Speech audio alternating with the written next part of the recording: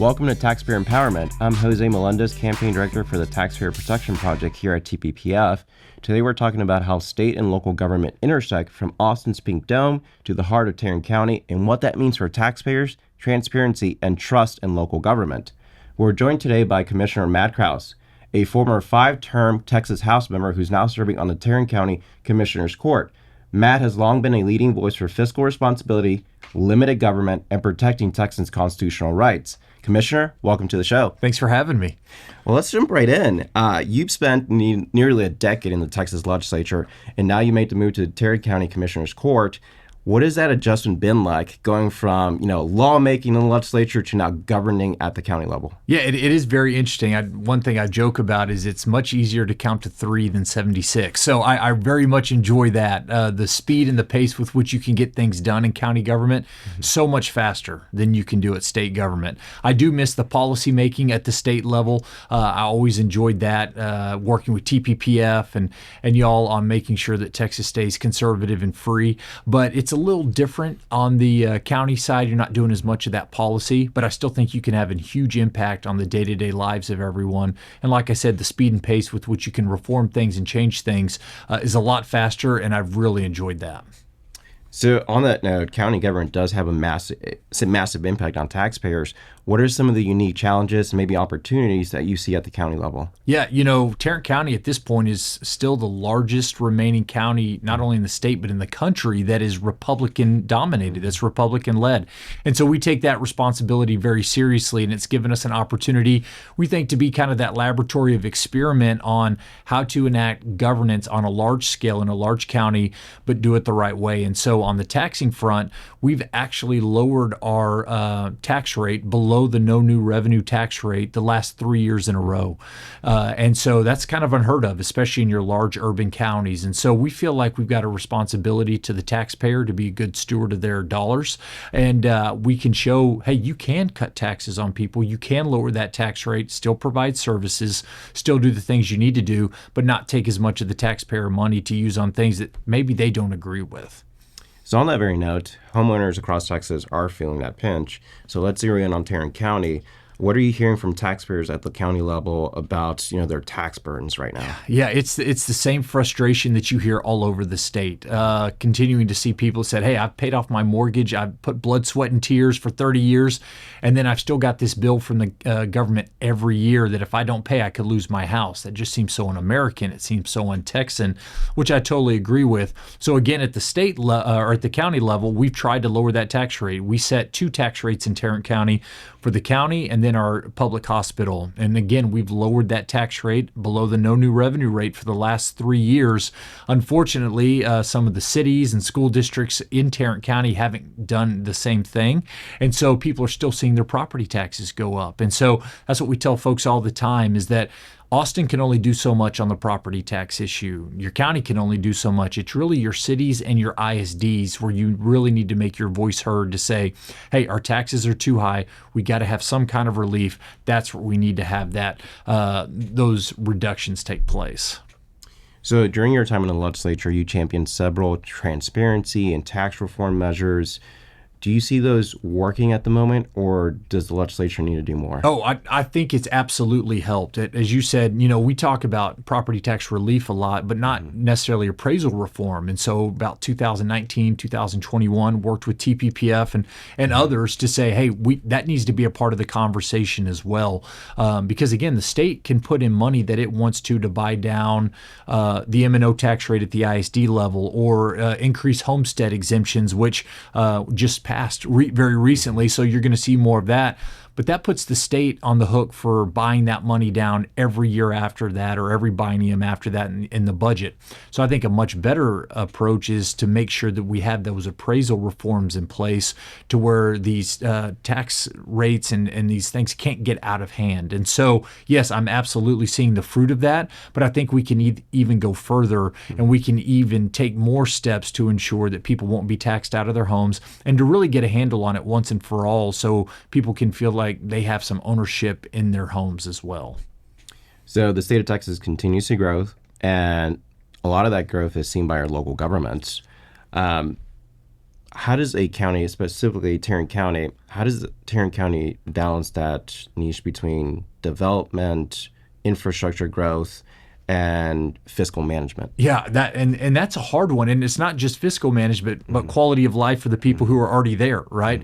You love growth because growth means that you have industry, you have jobs, you have all those things. So that's the positive. But like you said, everybody who comes in, they use your roads, they use your healthcare system, your educational system, and if you don't prepare properly, it can get to a place where this place that everybody wanted to come to is now a place everybody wants to flee from. And so we're trying to be very intentional in Tarrant County and deliberate on making sure that when these developments come in or this growth comes in, we've prepared for it with our infrastructure, but also making sure that we're not overextending ourselves in the process. And so at some point that growth has to limit itself, but in the meantime, we just need to make sure we can keep up with it, and that's what we're trying to do. So, Matt, let's get into a topic that's a little spicy. You recently attended the Texas Association of Counties Legislative Conference.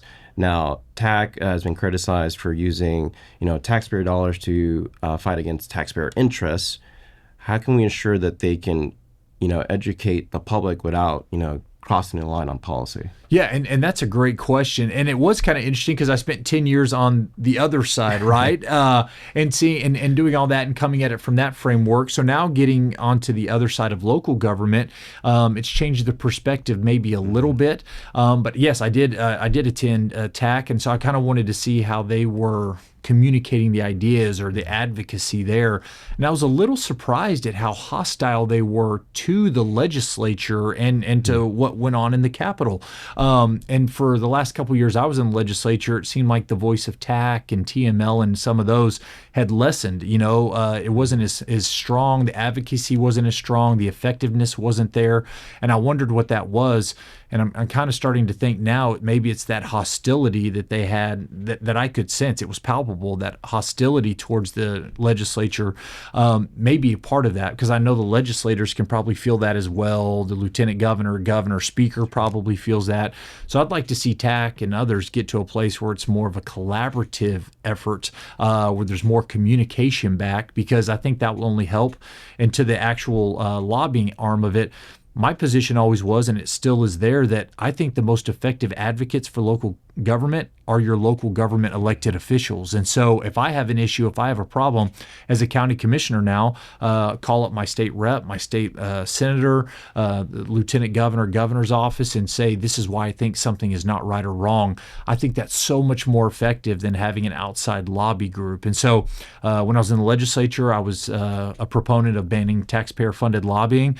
And people say, well, now that you're on the other side, has that changed? And that's really one of the things that hasn't changed. I still feel like we're the best advocates, so we should be involved in that process, and not allowing that taxpayer-funded advocacy would force elected officials to be that voice more. And I think that's actually beneficial for everybody in the process.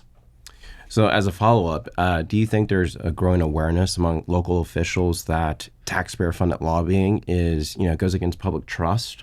Or do you think we need to come back next session and do just that, ban taxpayer-funded lobbying? I definitely think it's worth doing to come back until you get that done. But I do think there's more of an awareness now on the local government side that this issue is gaining steam. I remember, I think it was 2015 was my second session. Somebody had a bill to ban taxpayer-funded lobbying.